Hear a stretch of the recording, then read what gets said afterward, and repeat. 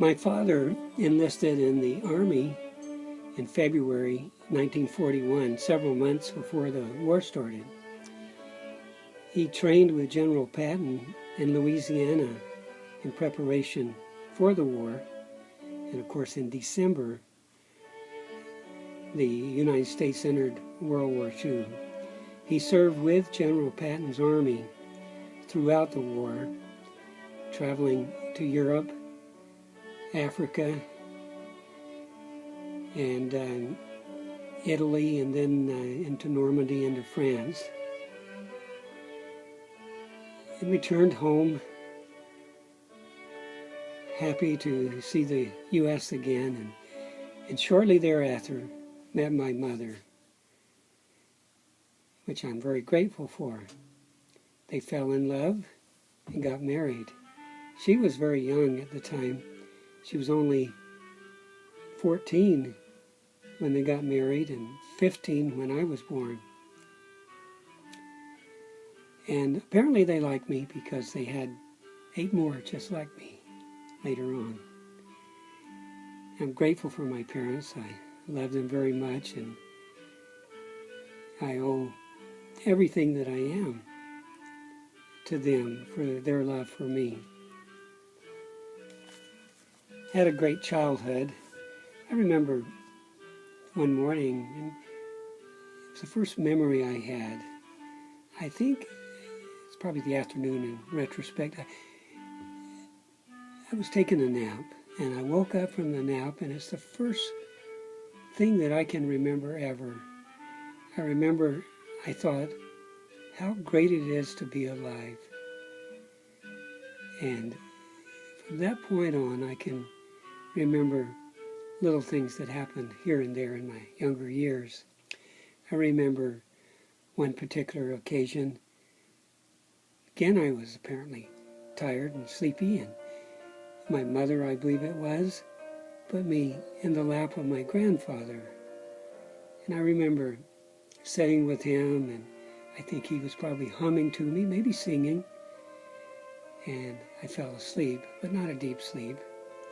He lifted me up, took me to the bed, and I enjoyed a short nap because by the time he could get back out to his rocking chair, I met him there, and he continued to rock me until I fell into a much deeper sleep.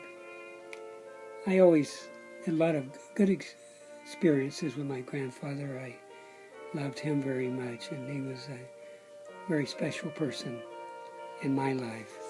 All of my grandparents died early while I was still in elementary school.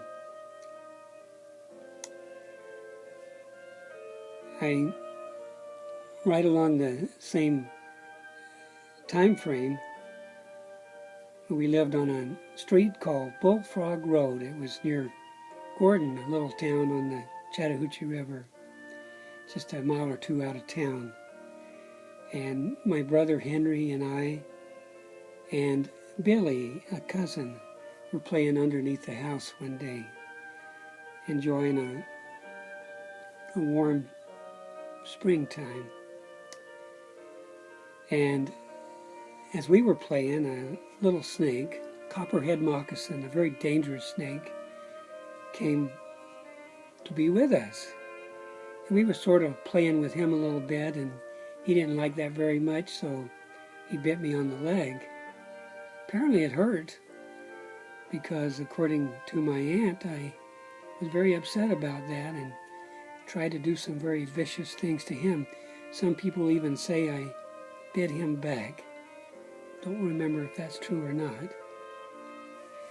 But it was interesting because my mother had just returned from the hospital giving birth to my sister, who was the third member of our family, children. And so she was still in bed. So my grandmother and aunt made sure that I was washed clean before going to the doctor, to the hospital. So my father was in the fields way behind the house, and someone ran to get him. they got a truck and off to the doctor. And I remember in the doctor's office that they tried to put me or relax me and actually maybe even have me go to sleep so they could perform their procedure. But I remember that I was not sleepy and told them that it wasn't nighttime. But I survived it well and lived to prosper from it. Another occasion I remember was with my brother Henry again. We were exploring and crossing the railroad track, which wasn't too far in front of our house. We had a lot of freedom. I was only 4, maybe 5 at that particular point, and he was 2. So we're crossing the railroad track, and his foot got caught in the track, and I was unable to remove his foot and get him free. And at that particular time in life, I stuttered. I could barely speak a clear word. And so I tried to find my father, who was in a field nearby, and let him know the situation. I was very concerned about Henry. But my father ran, and another man that was working with my father ran down the track in an attempt to stop the train that was due to come shortly. So my father was able to remove the shoe and get his foot out of the track, and all was well. Another time, in the same house, which we had moved to the Mixon's farm, and my father was a sharecropper, and it was a large farm, so we had a lot of work to do. Henry and I were exploring. We were in a shed not too far from our house, and I remember that particular shed had some old dynamite in it. I don't think we played with the dynamite. We had some common sense. But it was an open shack, and at the end of the shack, there was an open area.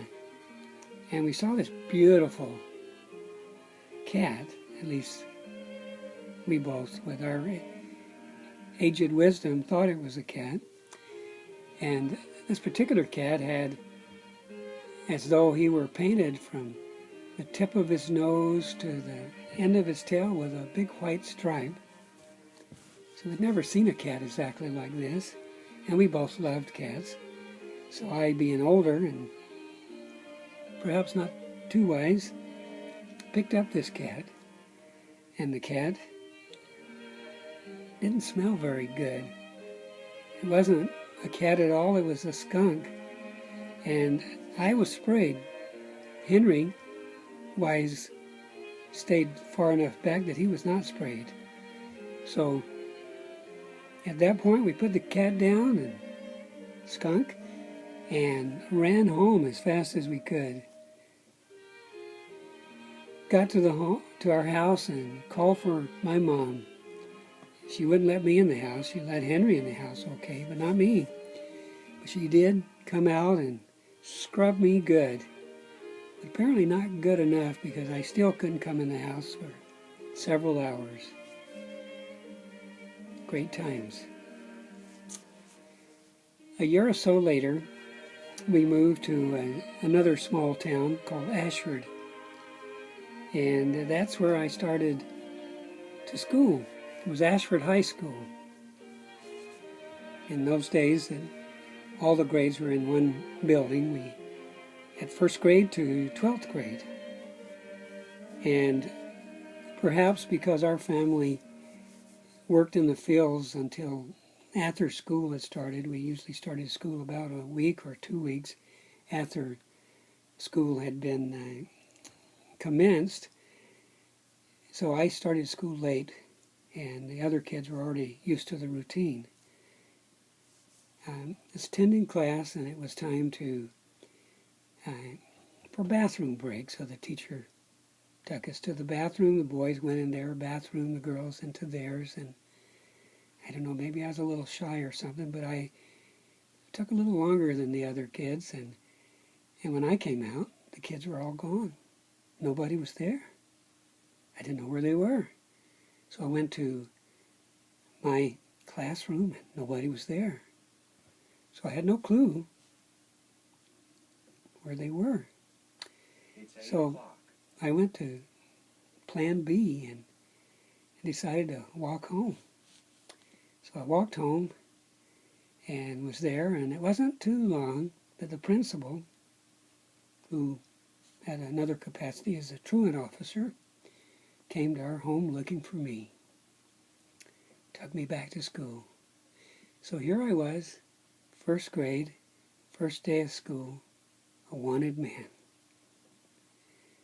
Well, life got better after that, at least on most days.